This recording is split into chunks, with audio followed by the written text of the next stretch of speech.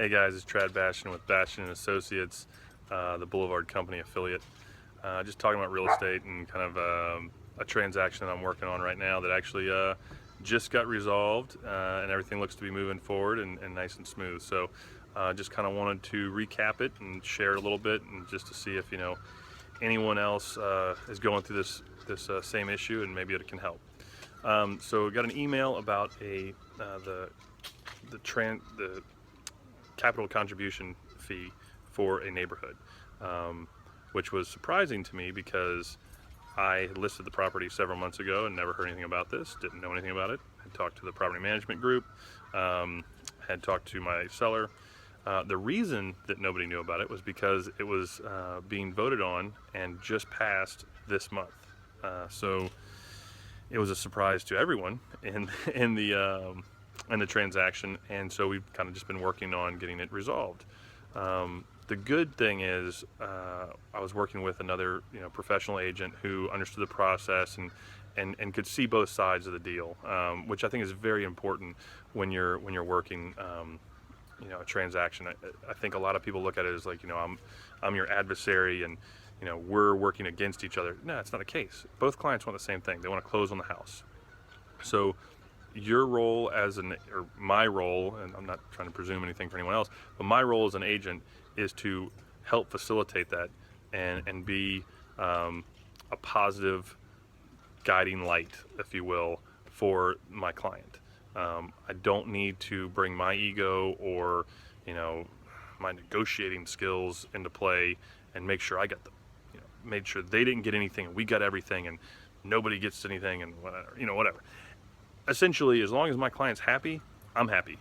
I want to guide them as best I can and make sure that they get the best customer service possible. But at the end of the day, if they want to go against my opinion, that's their right. I'm not telling them not to do it. I can make a suggestion, but that's up to them. So in this instance, we're talking about $1,500. It came in at like last minute. Of course, we're closing in 5 days, and it kind of put a hiccup in everything. And so luckily we were able to kind of work it out, and the buyer and seller are in agreement. Sorry that hung me up there for a second.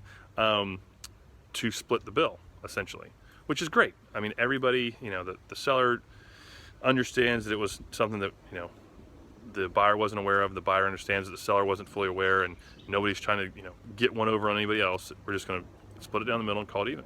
So in this scenario, it worked out great. Obviously, depending on who you're working with, either the seller or the buyer or the agents, it could have turned out differently. Happy to say that we're pushing right towards closing. Hopefully we'll be closing on the 1st and not have any further issues. But yeah, so I just think that there's a lot of small details that you may never have to deal with in a transaction, but sometimes they come 5 days before closing and everybody freaks out a little bit.